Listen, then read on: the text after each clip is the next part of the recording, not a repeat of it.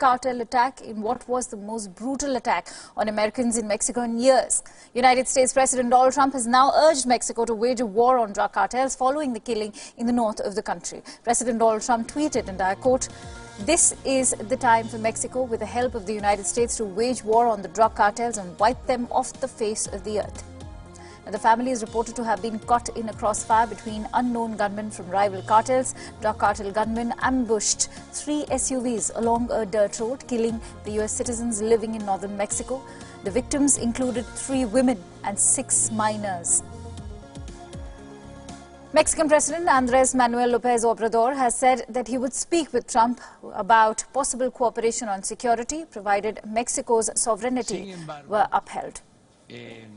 However, he said that Mexico would resolve its own problems with drug cartels without engagement of any foreign governments. Obrador also added that he did not believe violence was the best way to resolve the problem. Claro que es muy doloroso, claro que quisiéramos que esto no sucediera, pero no pensamos que acribillando, masacrando,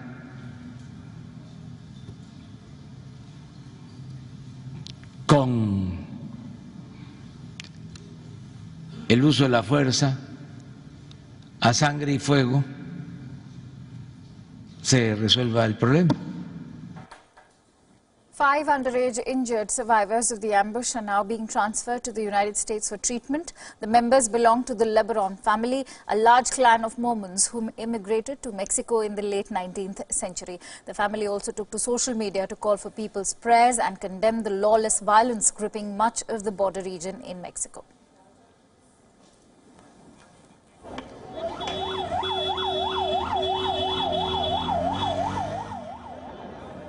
Let's now bring you all the tensions rising in Iraq as security forces have now shot dead at least 13 protesters over the past 24 hours. Deadly violence has now gripped the country as protests continue in Iraq for over a month now. Demonstrators are now protesting the failures of Iraq's political system and Tehran's influence in the country. The use of deadly forces against protesters has radicalized protesters who now want a complete change in the government. Earlier, hundreds of protesters joined a demonstration at the entrance of Iraq's Al-Shuhada Bridge, closing off access to government offices. The protests have now become the largest wave of anti-government protests for decades in Iraq.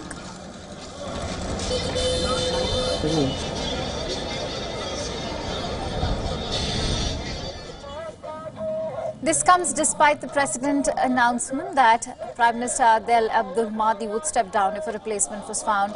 The President earlier announced in his televised address that there will be early parliamentary elections in Iraq once a new law is passed. More than 260 Iraqis have been killed in demonstrations since the start of October. The demonstrations in the country erupted over corruption and unemployment and have since ballooned, with protesters now insisting on a government overhaul.